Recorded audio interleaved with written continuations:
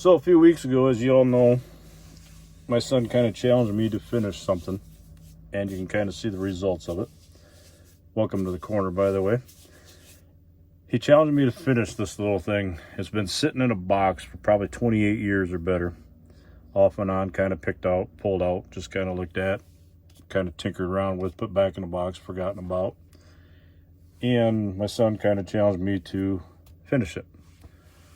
Being one to kind of take a challenge, I took him up on the offer and, well, finished it. Got it done in time for the NNL this past weekend in Milwaukee here. Took it out there. Quite a few people liked the way it looked and kind of complimented me on it. Joe Culp Jr., one of my subscribers, who some of you know, he came up and he came out to the show and checked everything out and talked a while, chatted for a while, and he got to see it in person. My son, however, didn't make it up this weekend. He was homesick and didn't want to bring his cold and stuff up by us and stuff, so it was best that he stayed home, I guess. But I did put the video out, and he kind of liked the idea that I put that out. That way he can kind of see what he missed and such. But hopefully next year. There's always next year. But what you see in front of you is Potbelly, painted in Tamiya pink, and it has the metal flake duplicate color paint color over top of it. I'm knocking everything off back here. It's TS25 pink, just regular pink by Tamiya. That's the color it was painted. And then it has the metal flake clear coat shot over top of it, just to give it a little sparkle. When it's out in the sun or out in a better light, you can kind of see a lot of the sparkle in it. There you can a little bit on the roof, not much on the hood. But turned out pretty good. Well, being that fell off, there's the bed. I used the Revell 56 chip foose Ford pickup truck bed floor, the bed, or the decal, I mean. And then I also used the interior, except for the seats and center console. I put buckets in it versus the bench seat. Running boards are still the 53 Ford AMT running boards. I decided to go with them. It's got the custom nose on it. Did find some headlights for it out of the 62 Buick of all places that we did the chop top on. Red steels and the slicks and everything stayed on it. I wanted to keep that look on it. I did opt to go with and stay with the stock fuel filler on the side of it. I always like the look and the location of that, so I just kind of decided to keep some stock aspects in the truck. Mirrors out of the parts box. I don't know what it ever came off of. 57 Chevy fenders on recorders on it, like was reminded to me by one of the viewers out there. Couldn't find the tail light lenses, so I just stuck a couple, I don't know, like little pieces of sprue in there just to give it a little color. There's the tail end with the vet tail lights and the exhaust ports, exhaust tips, whatever you want to call them. And over to the passenger side. Turned out pretty good. I'm kind of happy with it. This is the underside shot of it. Underside of the Revell bed, the Revell interior. I did use the Revell oil pan on the 428 Ford big block that's underneath the hood. The exhaust is out of the parts box. The headers are off the foose kit. Rear axle is a quick change that I had originally in the 53. I had to heat and reshape the tailpipes going up over the axle. Let's see. That's about it underneath. Again, the 56 foose Ford frame is underneath here. We'll pop the hood off, and this is what's underneath. 428 Ford, painted the same color as the truck. I couldn't put air cleaners on here because the hood clearance, the way the hood cuts down and rolls to the front, wasn't enough room to put air cleaners on it, so I have to drill the carburetors out and just give it the look that they're just open carburetors.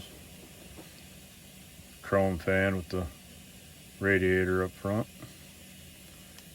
Spin it around, give you a look from the other side. Not that it's much different, but it is. Power steering pump down in there. Little chrome cap for the oil fill. I did leave the slots in the firewall open in case I ever wanted to try to put the Revell hood hinges onto the 53 hood, but I haven't really thought about that because the inner fenders are pretty close to the slots. I don't know if I'd have enough room to allow the hinges to close down and make it, you know, close, have the hood actually close. I don't know how much you can see of the interior here.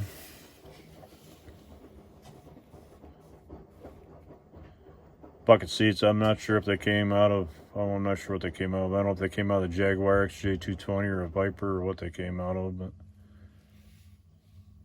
steering wheel and steering columns out of the 56 Foose as well as the dashboard. Door cards, everything are all out of the 56. And it's got the 58 Impala center console down inside. There you can kind of see it better.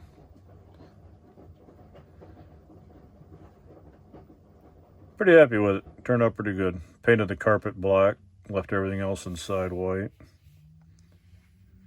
Painted the lower half of the dash pink to match the outside of the truck, just to kind of tie all the colors together.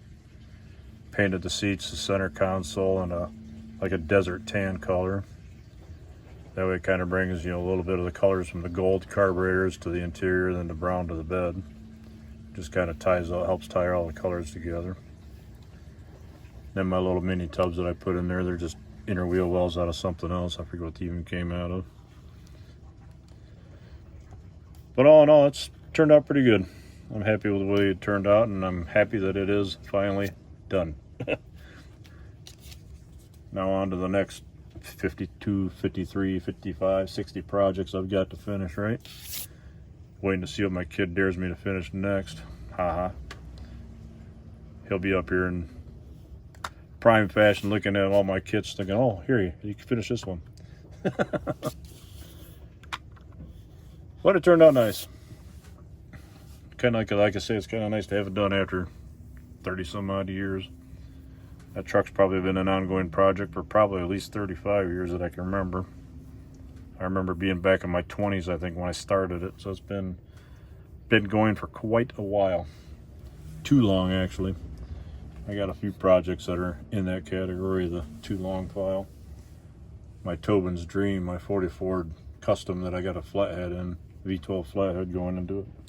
That's another one along the lines of this. I think I started both those cars about the same time. So needless to say, they need to have a few of them finished up. I'd like to get that one finished before I kick the bucket, but who knows. But all in all, well, here I got a couple of things. A good friend of mine, he does some vinyl tops. And I'm going to have to, hold on one second. All right, I just wanted to show you something. A good friend of mine down in Rockford, Illinois does vinyl tops. And he's pretty awesome with it.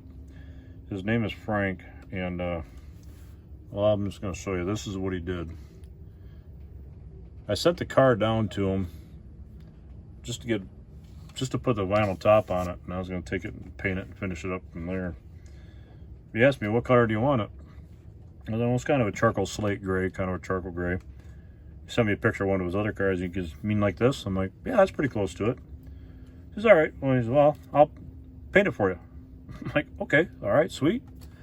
So I grabbed the hood out, sent it down to him. I sent the hood and a few other pieces to a 69 Camaro that he's got on mine too. He's going to put a vinyl top on that too. That one's going to be bright, Hugger Orange. I've always liked the 69 Camaros in a Hugger Orange with a black vinyl top. I'm going to do it kind of like a Capo Camaro with a vinyl top. Something different. But anywho, this car is going to be a replica of a car my dad used to own. My dad has always been a Mustang guy, Ford guy, through and through. But way back when, he had a, I want to say it's like a 70 Nova, 69 70 Nova. But I'm doing this to build a replica of his car. And this is a picture of his car. So I'm going to build this one to be like his. I got to find some slots for it yet. I'm using the Revell Nova, the 69 Nova, the Yanko Nova on the box. I'm using that for the build. But that's going to be, like I say, a replica of my dad's car. I've got a list. My dad, when he passed away, I had well, let me back up a minute. Years ago, my wife and I got him a tabletop, like a coffee table book, with just nothing but the history of Mustangs. Had Mustangs from '65 to the present day of when the book was made. And when my dad passed away, I got the book from my mother-in-law. And when I opened up the book, on the inside cover of the book were 3 sheets of paper. On 3 sheets of paper, my dad had handwritten all the cars that he has owned from day one till when he passed away. All the cool cars, anyway. He's owned Mustangs. I mean, 68 Cobra or 69 Cobra Jets, 69 Mach 1s. He's owned 64.5 convertible Mustang, the burgundy with the white interior, 91 LX Mustang convertible. I mean, he's had some awesome cars. A couple 69 AMXs tossed in there. But I want to build. I've got a list, like I said, I've got the list of all these cars that he had, and I want to try to recreate and build as many of them that I can. I know there's some cars on there that I'm not going to get, like a 68 or 69 Buick Electra 225. Never kitted, not in resin, so I'm not going to find that. But or the Suburban that he had an 86 Chevy Suburban, and he also had a 78 T-Bird that was black with the ostrich, the tan ostrich leather interior in it. That was a beautiful car. But he's had some nice, like I say, nice cars, and I've got pictures that kind of resemble what he had. They're not exact. He had a 68 Dodge Charger too that was black with a red stripe. I think it was a bumblebee stripe around the tail end. Is that what they call the Mopars? I think. I don't know. But anyway. But he had this list, and I want to try to recreate all the cars that were on that list. And I knew this car was not on the list, because he's, like I say, he's been a Ford guy all of his life and said he would never own a Chevy. Well, I found proof that he did own a Chevy, because he had this on his desk inside of his room, and on the back of the car, in the back of the picture, it says, you know, when the year that he owned it. I forget when it was, but I don't feel like pulling it out right now. But anyway, I want to recreate that car, but I just wanted to kind of throw this in here just to kind of show you what I'm going to be working on coming up in the future at some point. Like I say, my good friend Frank has been gracious enough to do this work for me. He painted it, bare metal foiled it, detail painted the black in here, and then in the vents up on the cowl. And that's the vinyl top. I mean, it turned out almost perfect. He does it, like I say, he does a phenomenal job on these tops. He also does mod tops, the flower color, the flower print tops on the Mopars and such. But this turned out pretty nice. It'll build up into a real beautiful car. I just gotta finish it now. But like I say, along with the other 50, 60 projects. But he told me get her done. He says you gotta finish it. I'm like, I'll hopefully bring it to the front burner and try cranking it out, getting it done. Luckily, this one's out of the box. It shouldn't take too long, other than detail painting and everything. So, but anyway, I'm gonna stop there. This is just what I just wanted to show you this really quick, and when I get the Camaro from him, I'll show you the 69 Camaro that he did as well.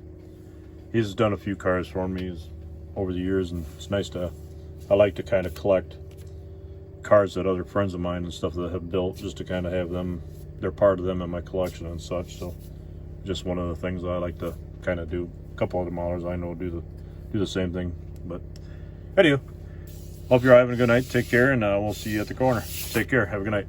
Bye-bye.